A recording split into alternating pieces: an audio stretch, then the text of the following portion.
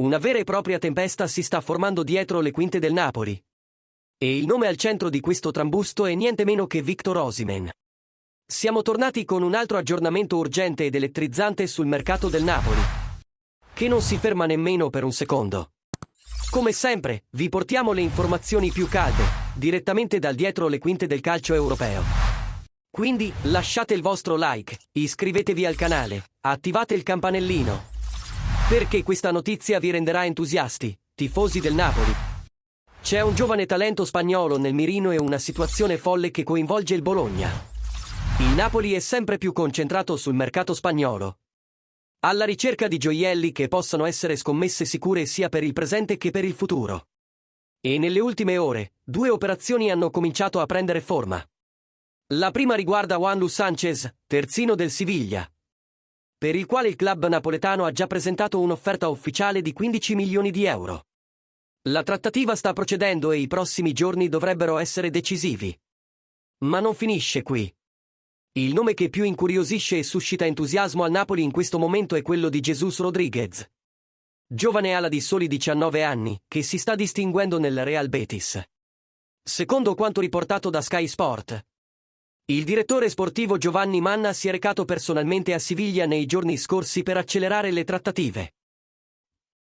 Il club vede Jesús come un investimento strategico. Un giocatore che può entrare subito in rosa e allo stesso tempo crescere molto nei prossimi anni.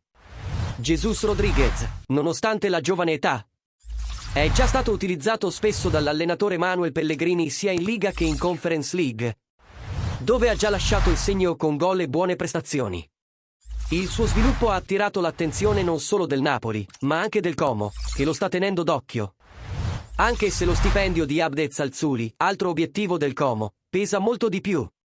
Nel frattempo, dal lato del Bologna, lo scenario è completamente diverso e, a dire il vero, anche un po' folle.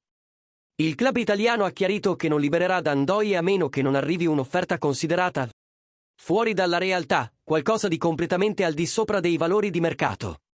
E questo, ovviamente, ha finito per rafforzare ancora di più l'idea all'interno del Napoli di puntare forte sul mercato spagnolo, dove vedono più margine per affari intelligenti e con un ritorno sportivo e finanziario. Il piano è molto chiaro, il Napoli vuole gioventù, talento e margine di rivalutazione, senza rinunciare alla competitività immediata. E Jesús Rodríguez sembra adattarsi perfettamente a questo progetto. Le trattative continuano e si prevede che si intensificheranno nelle prossime settimane.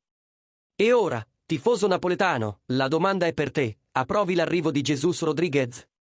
Pensi che sia giusto che il Napoli punti su questi giovani talenti spagnoli invece di pagare fortune per giocatori della Serie A, come Ndoye?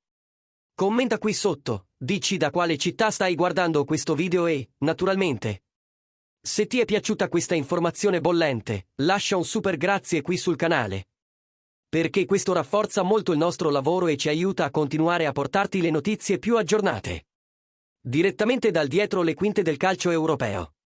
Alla prossima!